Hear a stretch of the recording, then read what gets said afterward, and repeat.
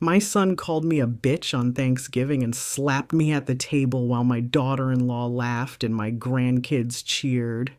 I had a surprise for them that I'd won $1.5 million in the lottery and planned to give them half.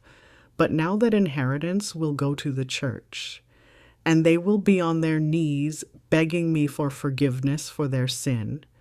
Friends, before we carve into this Thanksgiving turkey turned betrayal, hit subscribe and cinch that seatbelt. Because what happened at my dining table sliced deeper than any carving knife and set $1.5 million spinning in a direction my so-called loved ones never saw coming. My name is Gwendolyn Gwen Pierce, 72, born and raised in Charleston's Eastside, retired high school librarian and proud keeper of family recipes and second chances. I'd spent 3 days basting a 20-pound bird, glazing yams with orange blossom honey and rolling pie crust so flaky it could substitute as confession paper. All because Thanksgiving is my holy day, where forgiveness flows as easily as gravy. What my family didn't know, what I'd planned to reveal between grace and dessert, was that 2 weeks earlier, I'd hit the South Carolina Liberty Lottery for $1.5 million, lump sum after taxes, right around $1 million even. My heart soared, thinking of blessing each child and grandbaby with a slice. Half was earmarked for my eldest, Jerome, his wife Tasha, and their 2 boys, Malik and Eli. Student loans, mortgage, maybe Disney. Grandma magic in real currency form. Jerome arrived late, reeking of craft beer, swaggering like he dribbled a last-second three-pointer. Tasha followed, phone camera ready for TikTok. "We're bringing the chaos," she chirped. The boys tore through the hallway like marbles down a funnel, knocking over my Carolers Angels figurine. I pasted on Grandma Grace whispering, "Later, Gwen, share the miracle later." Dinner began pleasant enough. We passed cornbread and memories.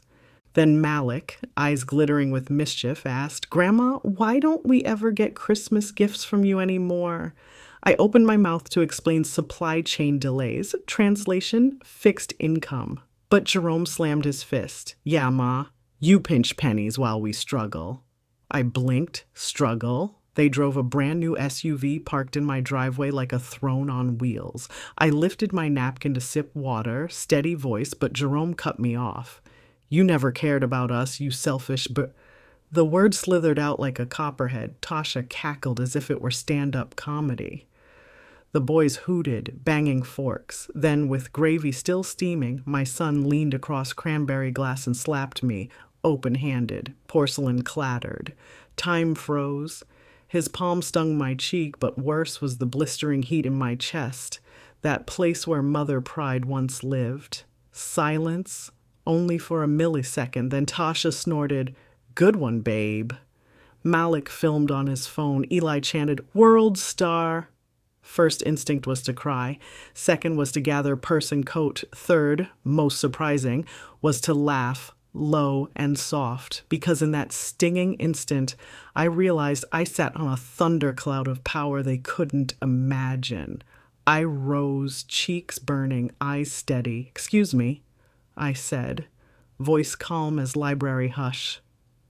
I retrieved an envelope from the hall dresser, my prepared surprise reveal, and quietly slid it into my handbag instead of onto the table.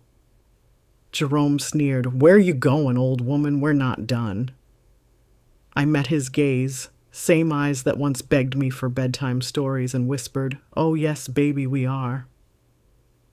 In the kitchen, I dialed Reverend Carter of New Hope Baptist. "Pastor, that charitable bequest we discussed. Consider it confirmed. I'll bring the check Monday." When he shouted hallelujah, I felt the lottery money pivot like a GPS rerouting from greed to grace. $500,000 that once had Jerome's name now belonged to the Community Mission Fund. Meals, shelter, scholarships, hope. Back in the dining room, I placed the turkey platter on the counter, careful not to spill truth yet. "Dinner's over," I said plainly. Jerome laughed. "You can't uninvite family, Ma." I smiled. "Watch me."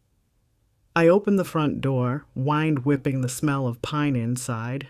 Tasha's phone filmed my steady hand pointing them out. They left, muttering curses, unaware the real feast had left with them. Friends, if you think that slap ended the story, stick around. Next, the will gets rewritten. Jerome learns churches keep records better than casinos, and my grandsons discover what humility tastes like when gravy is no longer free. Hit that bell, because the dessert course of justice is baking, and it's served piping. I woke the next morning to a throbbing cheekbone and an inbox full of half-hearted texts. Jerome wrote, "Ma, you were out of line. Call me." Tasha sent a gif of a sobbing cartoon grandma, her brand of sarcasm. Malik's message was just a laughing cry emoji. I set the phone face down and brewed chicory coffee extra dark. First order of business, rewriting the will. Attorney Miss Dolores Gray, same woman who helped me deed my house. Cleared her Saturday.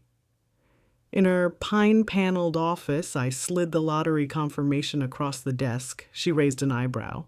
"You sure you want to disinherit direct blood?" I touched my swollen cheek. "Ink it permanent." We drafted 50% to New Hope Baptist Community Mission Fund, 20% to the church's Girls STEM Scholarship, named after my late mama, Essie May, 20% to a shelter for domestic violence survivors, 10% held in trust for any great-grandchild who maintains a B average and submits a kindness journal, reviewed by Pastor Carter, not me. Dolores slid me the pen. My signature felt lighter than pastry dough. By Monday, Reverend Carter announced the anonymous bequest during service. An angel has endowed our mission with resources to house 50 families this winter. The congregation erupted. A deacon fainted into the usher's arms. I remained in the back pew, hat brim low. News traveled. Tuesday evening, Jerome stormed my porch, Tasha live streaming from the driveway. "You told Facebook you're giving money to a church instead of your grandkids?" he barked. I met him on the steps, porch light casting halo and horn shadows. "I told truth where truth was due," I said. Tasha zoomed her phone, hoping for fireworks. Instead, I offered receipts. Bank statement of lottery, notarized will revocation, fresh will naming charities. Jerome's jaw hinged open like a cheap mailbox.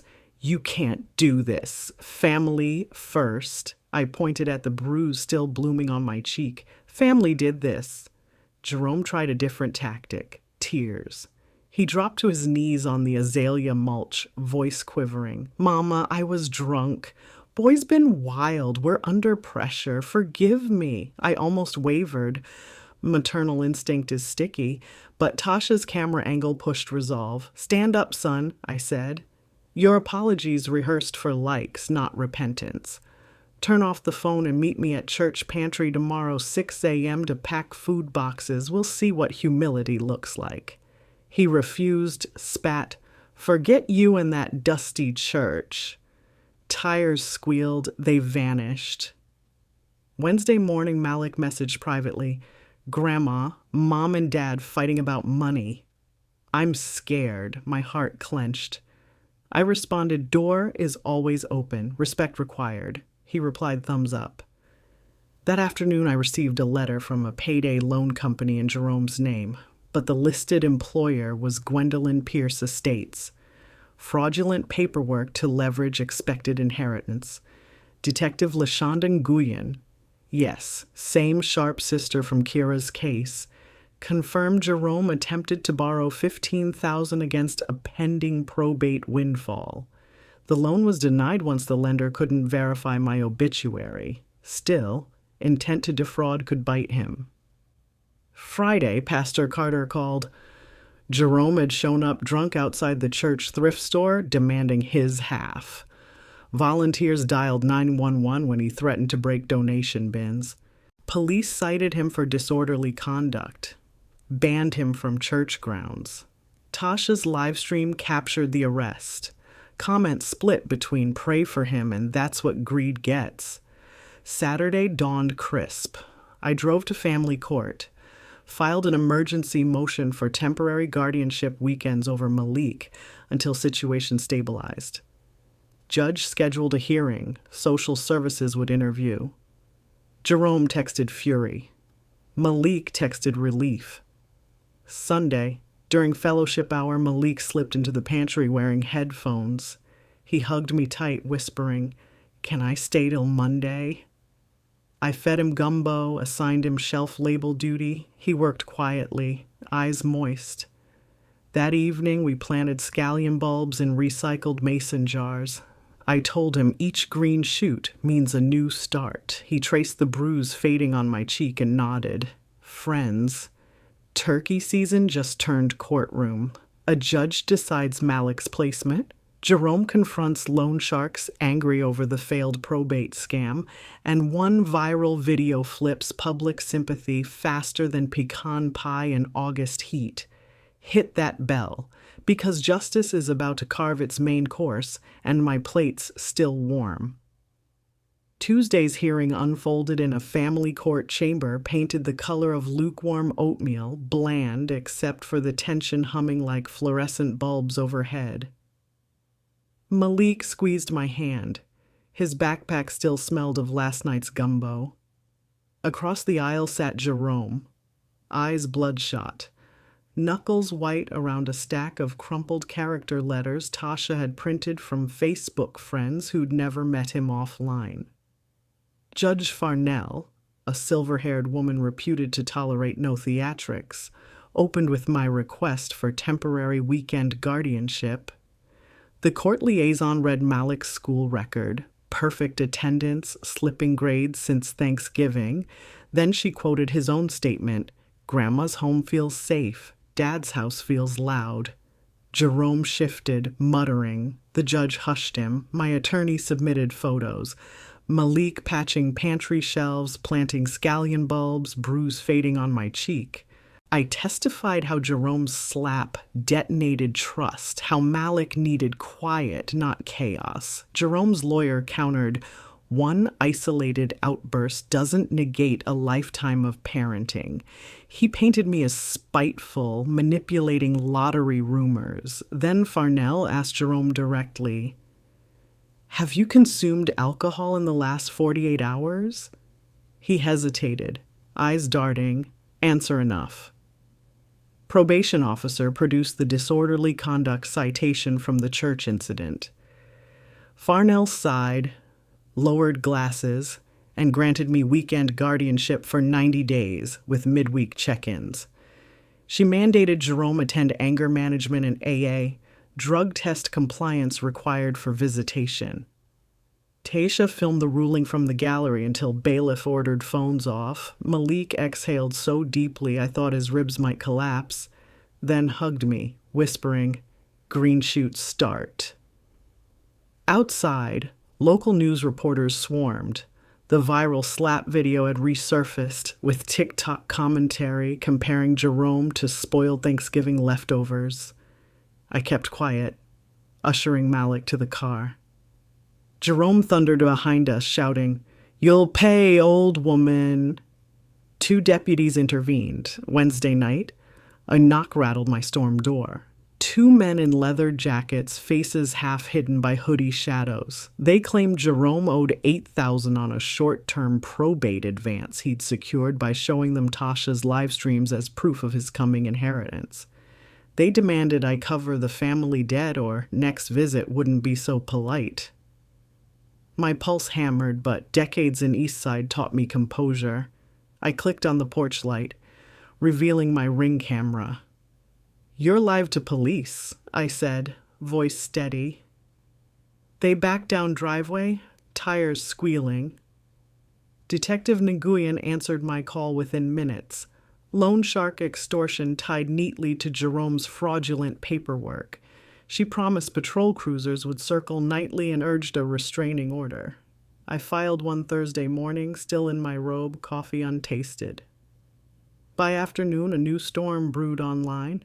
Tasha had posted Grandma's Greed Exposed, a shaky video of her rifling through receipts, claiming I concealed millions in secret church slush funds. Comments skewered her. Viewers zoomed the bruise on my cheek, posted side-by-side freeze frames of Jerome's slap. TikTok user, Bible Bite, stitched scripture over slow-motion footage, honor thy father and thy mother. Within hours, public sympathy flipped. Donation links for New Hope Mission doubled. Friday, Malik participated in the school talent show. He rapped a poem about second chances wearing a blue heart pin Lena mailed. Applause thundered. Guidance counselor emailed me asking to start a kindness journal elective modeled after my great-grandchild trust requirement. I printed the email for Judge Farnell. Saturday, 6 a.m., Malik and I returned to the church pantry. Pastor Carter met us with new volunteer shirts bearing a small tomato logo. Kira shipped them from Savannah as solidarity. Malik taped labels on canned goods, humming. Halfway through, Rochelle, yes, Kira's mama on supervised community detail, walked in with sewing kits. She recognized the bruise, offered a quiet nod of shared understanding. While Malik stocked cereal, Rochelle whispered, "Railings hold." I smiled, feeling foundation underfoot firm. That evening, Detective Nguyen called. Leather jacket duo arrested. Sting operation using my ring footage and marked bills. Jerome, confronted, blamed everything on loan sharks threatening his kids. Nguyen said charges for conspiracy likely. My heart sagged but did not break. Stone you carry long enough becomes tool. Back porch, Malik watered scallion jars glowing under fairy lights. He asked if forgiveness could grow like tomatoes. I answered, yes, pruned, staked, not rushed. He grinned, pushing soil around new basil seedlings. Friends, courtroom dishes are served, but dessert is yet to bake. Next part. Jerome's arrest, church mission expands with lottery funds, and Thanksgiving slap becomes a cautionary PSA statewide. Keep forks ready. The sweetest bite of justice is cooling on the sill. Jerome's mugshot hit the county inmate roster at dawn the next Monday.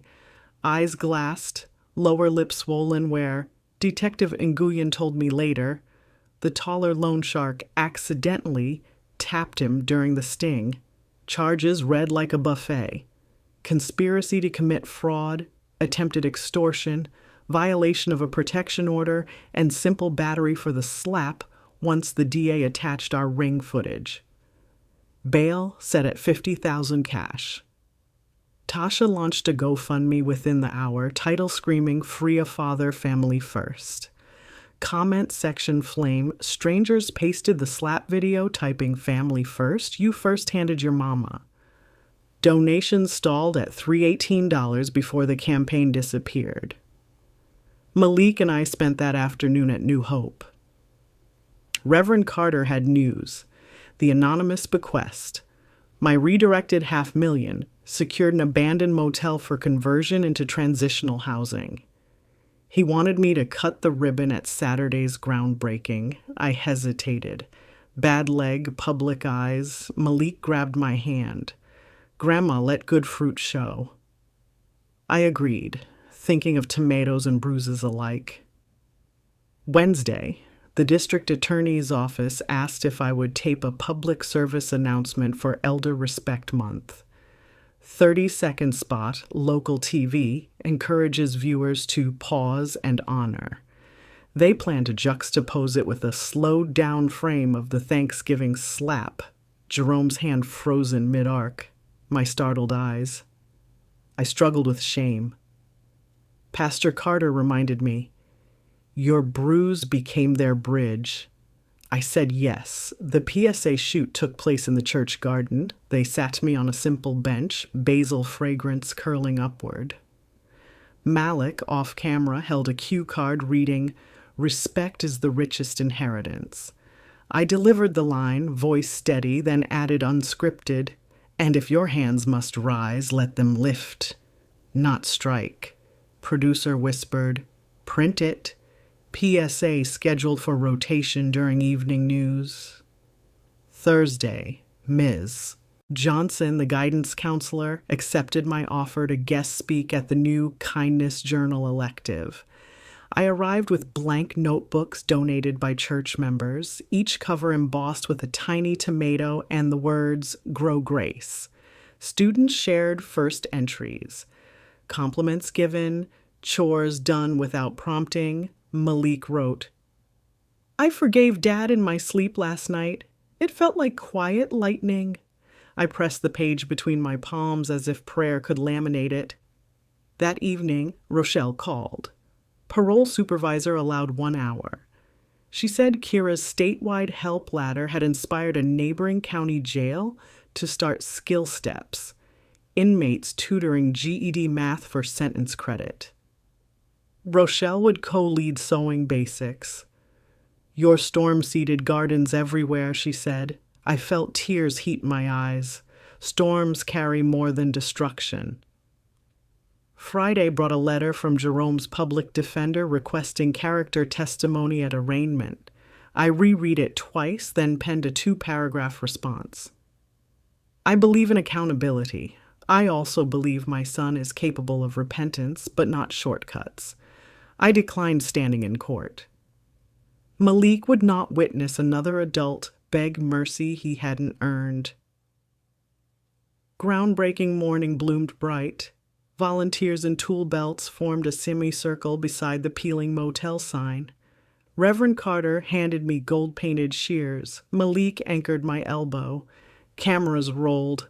I snipped the ribbon and cheers scattered pigeons from the roof. A banner unfurled. Pierce Place Transitional Housing, a harvest of second chances. My knees trembled, but pride steadied them.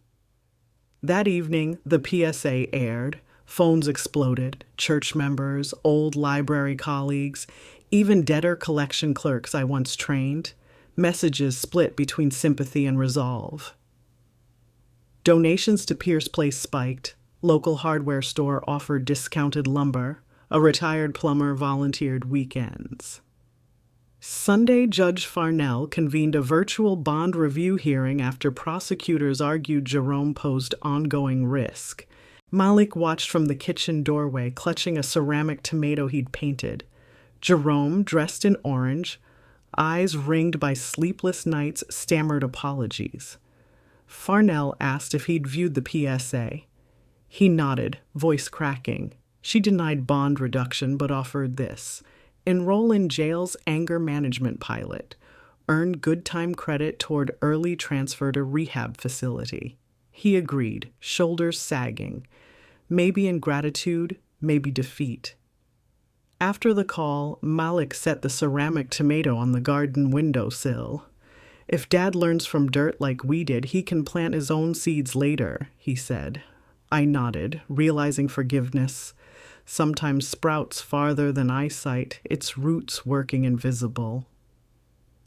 Tuesday morning, I signed the final deed transfer to the church, and Reverend Carter pressed a small envelope into my hand. A thank you note, and a packet of heirloom tomato seeds labeled Cherokee Purple, sweet, resilient, historic. I tucked them into Malik's journal, right beside Quiet Lightning. Early spring breathed life into Pierce Place before the drywall even went up. Pansies blooming through sidewalk cracks, volunteers humming gospel while hammering studs. Malik and I arrived every Saturday dawn. He measured lumber. I brewed coffee so strong the paint cans shook. Rochelle's halfway house crew stitched curtains from donated fabric, blue hearts embroidered near the hems. Each panel felt like an amends letter catching sunlight. The statewide PSA caught fire beyond local news. A regional marketing firm offered pro bono airtime in neighboring states. Reverend Carter asked if I'd lend my voice again. My cheeks had healed, but the camera caught the faint outline, a scar shaped like Africa hugging my cheekbone. I said yes. Scars are footnotes to surviving chapters. Meanwhile, the Cherokee purple tomatoes sprouted under grow lights in my laundry room, little soldiers marching through potting soil. Malik logged heights in his kindness journal. Entry: Forgiveness is watering even when you still feel mad. I signed beneath as witness. Letters from Jerome trickled weekly. The first few dripped anger, blaming Tasha, the loan sharks, cancel culture.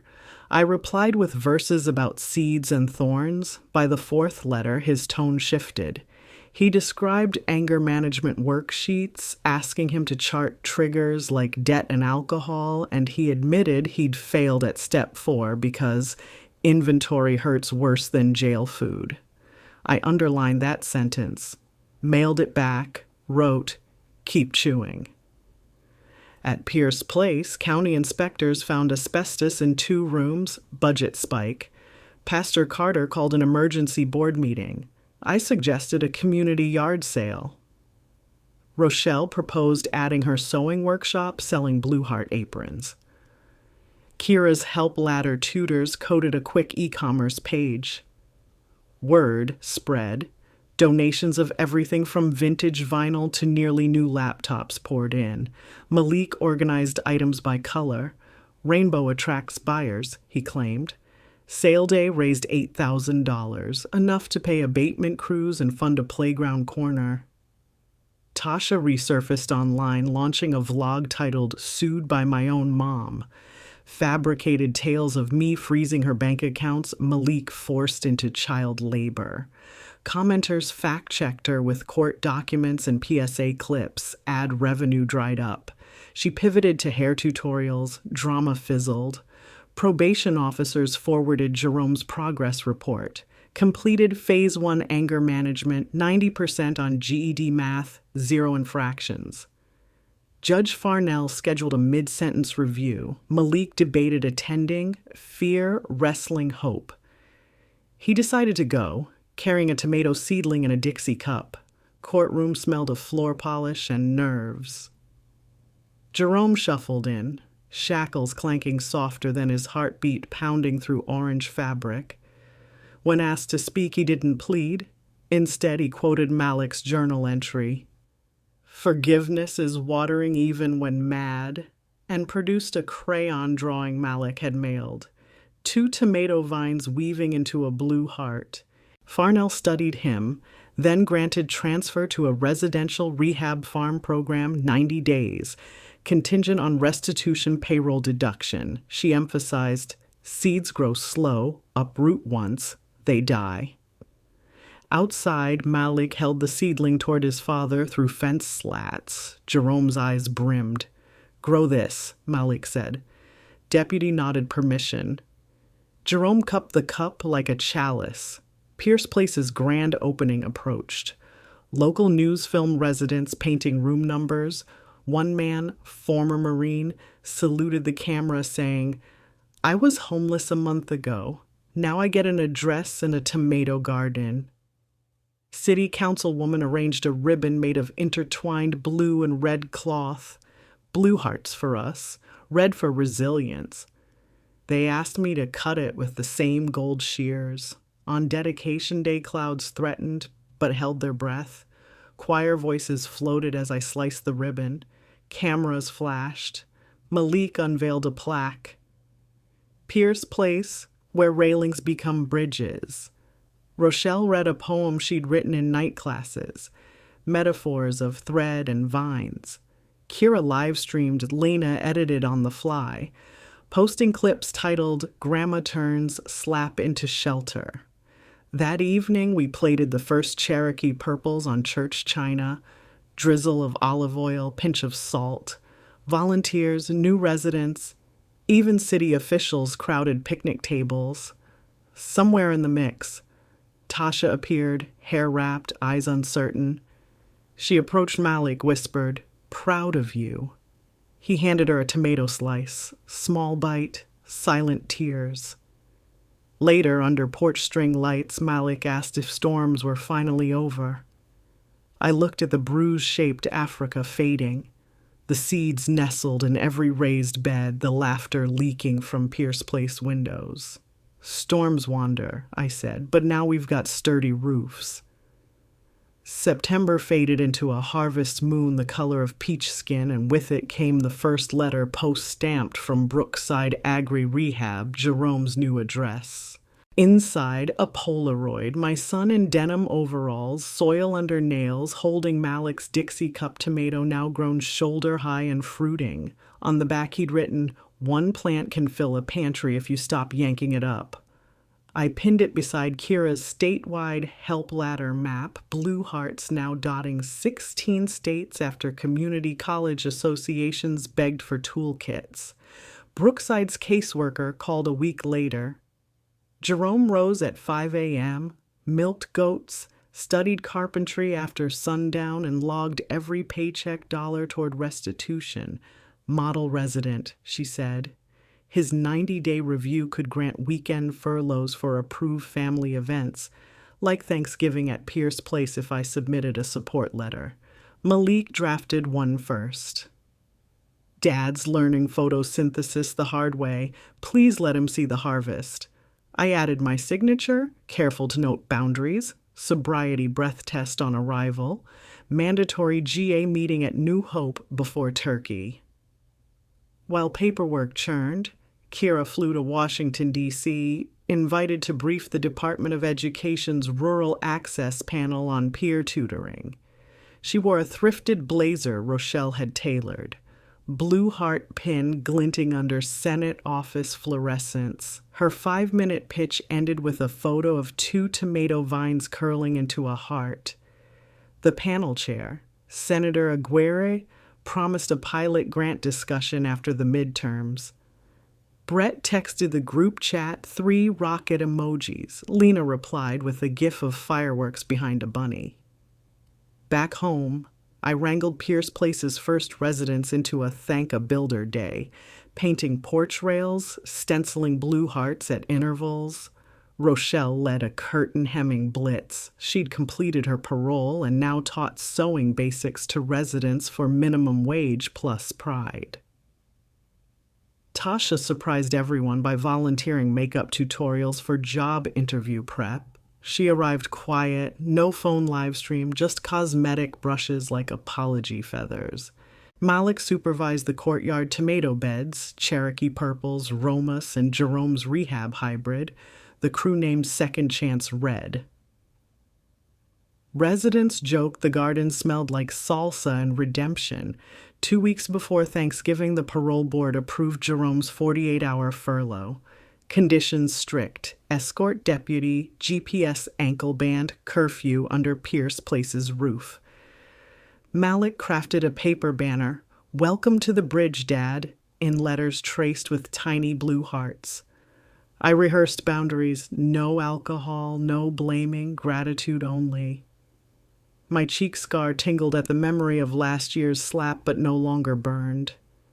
The morning he arrived, rain softened the courtyard soil, perfect for transplanting winter greens. The deputy signed him in, then lingered at the gate as Jerome stepped into drizzle, eyes wide. Malik sprinted, hugging so hard Jerome staggered.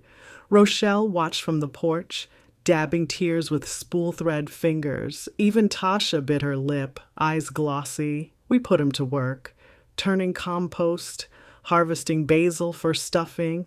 He never complained, even when rain muddied boots. At dusk, we circled the industrial kitchen island, volunteers chopping onions, residents kneading rolls. Jerome asked to stir gravy. I handed him the whisk, our fingertips brushing like tentative truce. Silence thickened until he spoke. "I can't unslap a face, but I can stir better broth." I nodded, letting the moment season itself. Thanksgiving morning dawned crisp. Pierce Place dining hall, once mildew motel lobby, now glowed with strings of warm lights. Tables set with mismatched china, each plate donated, each story unique. Kira live-streamed volunteers loading trays as Lena narrated for Courage Corner viewers. Sometimes bridges look like mashed potatoes. At noon, Reverend Carter blessed the meal. Jerome, wearing church-loaned slacks, stood to share one sentence. No theatrics, Judge Farnell's rule. He said, "I am grateful for soil that forgives footprints." Then sat, breath shaky. Applause rolled gentle as hymn hums. Tasha passed serving bowls, steady, no phone in sight. Malik delivered slices of second-chance red tomato tart. Residents declared it sweeter than store varieties. Rochelle presented Blue Heart aprons to kitchen staff. A local news team filmed quietly. Headline later reading, "From Slap to Shelter, a Family's Redemption Feast." That night, rain tapped roof tin like soft applause. Jerome and I sipped decaf on the porch under weld-solid rails. He whispered, "Mom, tomorrow they chain me back, but next furlough I'll bring carpentry plans. Want to build bunk beds for the kids' wing." I nodded, heart lifting like dawn over marsh. "Measure twice, cut once," I said, the librarian reciting carpenter wisdom. Deputy collected him at sunrise, Malik handing over a seed packet labeled Quiet Lightning. Jerome tucked it into his shirt pocket, promise sprouting behind his eyes. February in Savannah strutted in wearing azalea perfume and a hint of political adrenaline. Senator Aguirre's rural access bill, including a $12 million line item titled Peer Ladder Initiative, was headed for a Senate subcommittee vote. If it cleared, Help Ladder would leap from 16 states to all 50. Kira, now a third-year engineering major on accelerated track, was invited back to D.C. to brief staffers. Rochelle ironed Kira's thrift store blazer, stitching a discreet blue heart inside the lapel for luck. Before Kira left, Pierce Place received a surprise visitor, Deputy Secretary Marlon Reese from the Department of Housing. He toured the refurbished motel rooms, ran a thumb over Rochelle's curtains, tasted salsa made from second-chance red tomatoes, and asked pointedly, "How do you keep residents engaged after 6 months?" Malik led him to the courtyard garden where Jerome, on a 72-hour furlough this time, was teaching 2 residents to build raised beds. Jerome explained the 3-step reinvest contract. Complete chores, log volunteer hours, then mentor the next resident. Reese nodded slowly, scribbling notes that made the clipboard groan. That weekend, local news announced Pierce Place would receive a $250,000 HUD Community Innovation Grant pending Senate appropriations. Pastor Carter danced down the aisle Sunday morning, sweat-slick Bible in hand, shouting, "When faith meets budget, mountains submit." Kyra flew out Monday. On the plane, she revised slides while Lena recorded a vlog intro. We're 30,000 feet above problems, but still tethered to promise. Upon landing, an aide whisked them through basement tunnels to a mahogany-paneled hearing room. Kira's 5-minute slot stretched to 10 when senators peppered her with questions. Could vouchers be misused? She cited the merchant-locked cards. What about tutor burnout? She showcased Brett's rotating tier algorithm, now open-sourced on GitHub. Senator Claiborne, a skeptic with spectacles perched like judgment, asked, "Young lady, what if Congress cuts the program next cycle?" Kira clicked to a photo. Rochelle, Jerome, and Malik hoisting a tomato bushel. "We'll still be gardening," she said. "Bridges built of people outlive fiscal cliffs." Back in Savannah, Rochelle received her final restitution payroll slip. Balance 0. She photocopied it, framed it in the Pierce Place hallway labeled Paid Forward. That evening, she surprised everyone by applying for a microloan to start Second Chance Stitchery, offering curtain and apron contracts to halfway house seamstresses. The credit union officer, Recognizing her from the PSA, approved with a smile and a 6% rate, but storms sniffed the horizon. Brett discovered a shell nonprofit, Heartstep Solutions LLC, filing trademarks for Blue Heart logos in 3 states. Digging deeper, he traced ownership to the very edtech firm Kira had declined. Their lawyer sent a cease and desist claiming Help Ladder infringed on their future product ecosystem.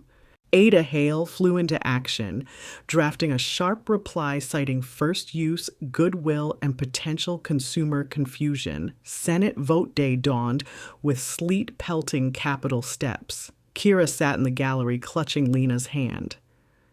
The clerk droned roll call. Yes, yes, no. The count seesawed until Senator Claiborne paused dramatically, then voted aye. Final tally, 12-3. Peer Ladder Initiative advanced to full committee. Kira exhaled a laugh, sob that fogged her spectacles. Sprout Beam cut live to Courage Corner, Lena declaring, Hope just passed the subcommittee. Celebrations waited that night. Kira's hotel phone buzzed. Pastor Carter, Rochelle had collapsed. Feverish, diagnosed with pneumonia from overworking in damp sewing rooms. Kira caught the red-eye home, arriving to a hospital wing smelling of disinfectant and wilted carnations. Jerome, granted emergency furlough, sat bedside reading Rochelle's psalms. Kira passed him a thermos of tomato soup, then clasped Rochelle's hand. Business can wait, she whispered. Rochelle rasped, Bridges need builders. 3 days of antibiotics and forced rest later, Rochelle improved. Malik delivered journals from kindness class. Students wrote get-well equations like care. Greed, Rochelle cried quietly. Meanwhile, Hale's letter worked. Heartstep withdrew its filing, offered licensing discussions instead. Kira counteroffered open collaboration under Creative Commons. National headlines read, Student outsmarts tech giant with open source kindness. March arrived with Senate committee hearings scheduled and Pierce Place's first fiscal audit looming. HUD inspectors would verify every Blue Heart balance sheet. Brett's dashboard glowed green except one blinking cell. Inventory shrinkage in the sewing room. Rochelle, still convalescing, learned an assistant had pilfered fabric bolts. She insisted on filing charges despite sympathy pleas. Mercy without truth topples bridges. Audit day, inspectors combed ledgers, sampled tomato yields, interviewed residents. They noted the theft report, appreciated prompt action, and stamped the file satisfactory, eligible for expansion funds. Pastor Carter nearly fainted again. That night, under a crescent moon, Malik planted the season's first Cherokee purple seedlings. Jerome, furlough extended for good behavior, pressed a carpentry blueprint into my hand. Plans for a reading gazebo shaped like a heart-hugged bridge. For Grandma's library legacy, he said. My eyes stung salt, but vision stayed clear. Railings, bridges, hearts. Sturdy. April's sky over Washington ripened into that exact denim blue. Kira always stitched onto her heart pins. We flew up on a charter bus packed with Pierce Place residents, Help Ladder tutors, and enough tomato sandwiches to feed a filibuster. Congress would vote at 2 p.m. Until then, we clustered on the Capitol lawn.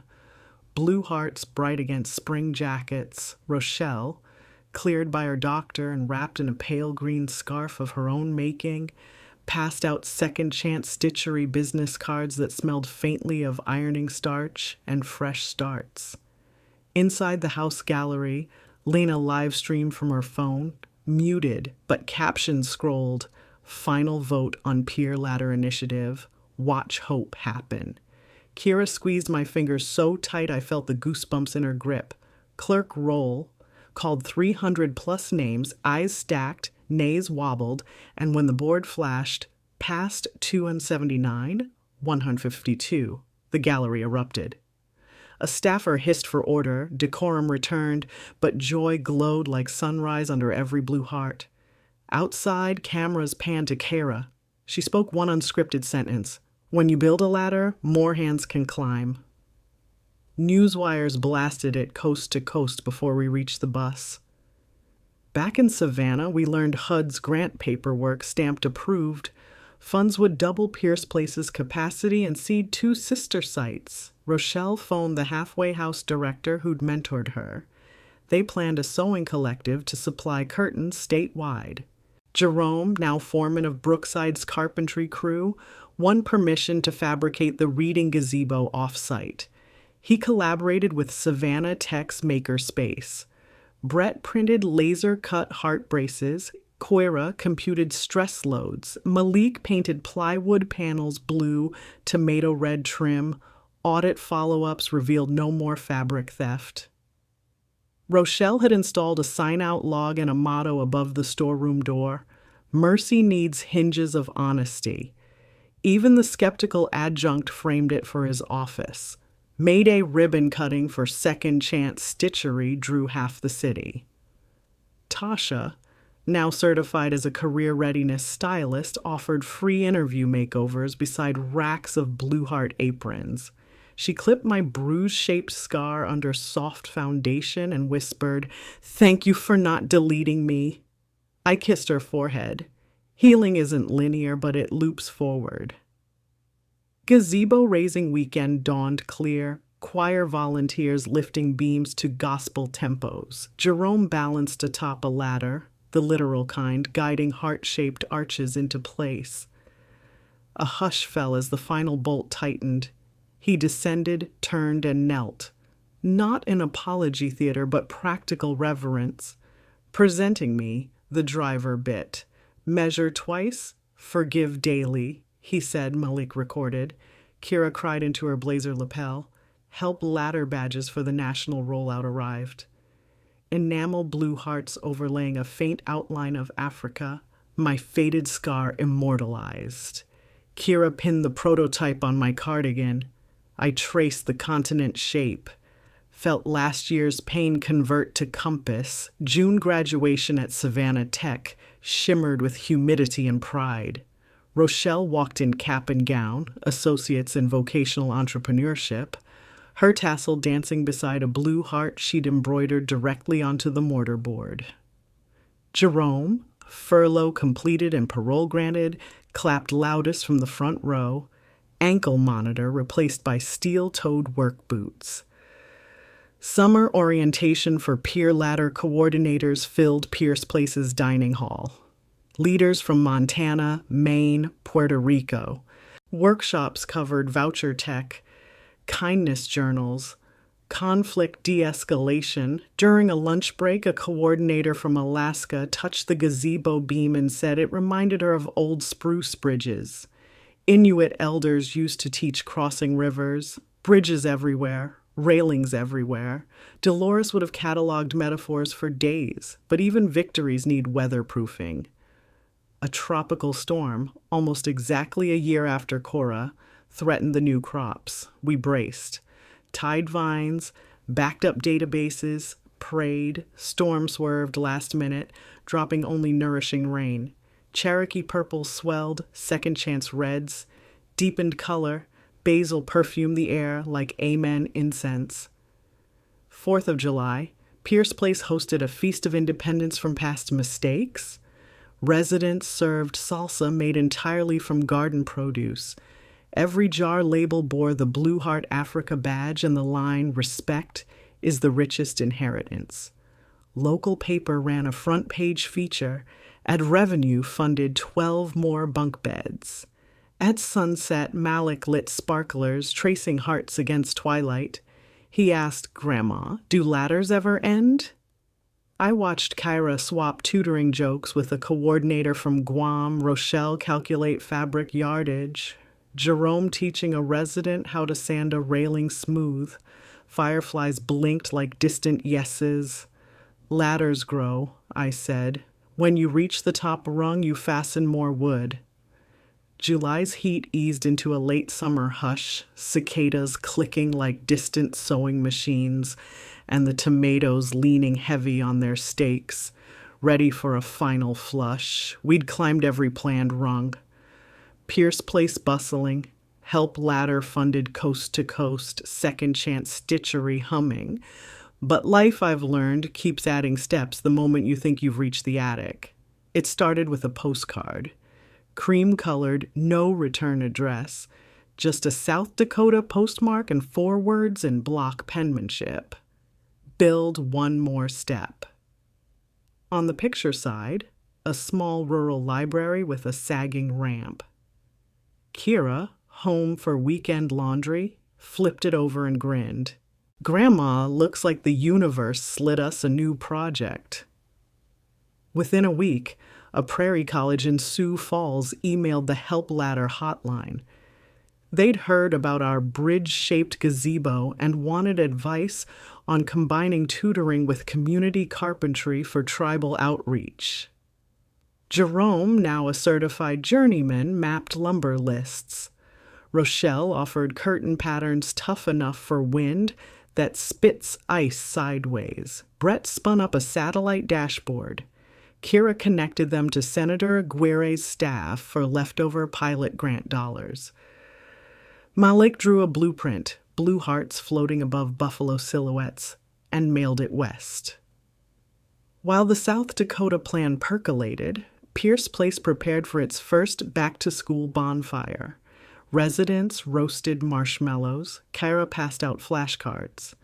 Lena filmed a Courage Corner segment called Firelight FAQs. Malik read a new journal entry. Ladders can lean rather than stand. Bridges can bend rather than break. The heart just has to stay blue. Applause rustled the oaks. Then came the phone call none of us foresaw. A producer from a national daytime talk show, one with chit-chat couches and a studio audience primed for giveaways, invited our whole family. Theme: from pain to purpose. Travel expenses paid, plus a donation to Help Ladder. Kira hesitated. Scars sold for ratings didn't sit right.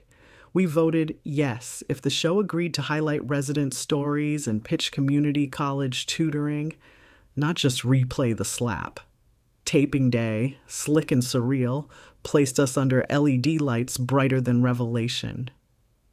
The host recapped our saga, then surprised Rochelle with a $50,000 small business grant for second chance stitchery.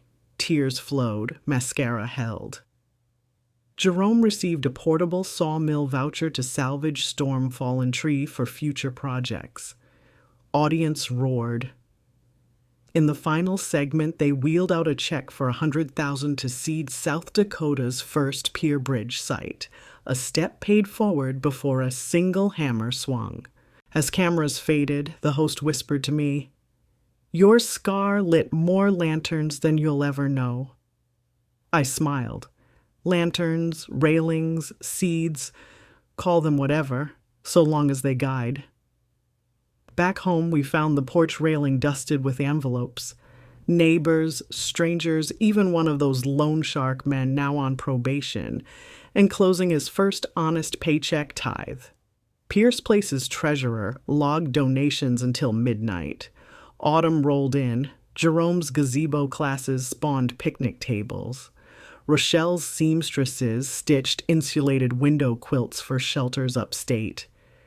Kira, juggling senior coursework, drafted an open-source bridge builder's manual, 40 pages of tutoring algorithms, fabric patterns, carpentry tips, and tomato seed saving, free to download. Senator Aguirre wrote the foreword. Lena illustrated with watercolor hearts. On Thanksgiving Eve, 2 years exactly since the slap, Jerome parked his truck under the courthouse oaks, trunk brimming with second chance red salsa jars. Tasha, hair wrapped in a volunteer bandana, hoisted crates while Malik chalked blue hearts along the farmer's market walkway. We held a dusk vigil, candles inside tomato tins, honoring families still waiting for railings. I spoke last. voice thinner but stronger. Payne wrote our draft, but we revised it in blue ink. Let's keep editing. As candles guttered, snow, yes, coastal Georgia snow, fluttered like paper blessings. Children shrieked, cameras flashed, salsa froze slushy on lids. We laughed until cheeks ached, warmth rising from the bridge we'd built together. So, climbers who've walked these pages with us, here's the final rung, for now. Somewhere a ramp boards its first wheelchair, a tutor solves her first integral, a seamstress knots her first wage into rent, and yes, somewhere a hurt fresh as an unripe tomato throbs on a family table. May our blueprint, railings sanded, hearts sky blue, ladders ready, reach them. If you ever find yourself staring at splinters where a railing should be, remember, wood is only waiting for hands and patience. Measure twice, forgive daily, and keep a packet of seeds in your pocket. Storms may scatter them, but storms also bring rain. I'll be out back, tending Cherokee purples under winter cloches, pen poised in case the next postcard arrives. Until then, climb safe, build wide, and leave space on the bridge for travelers you'll never meet. The view keeps widening, and the sunrise never invoices hope.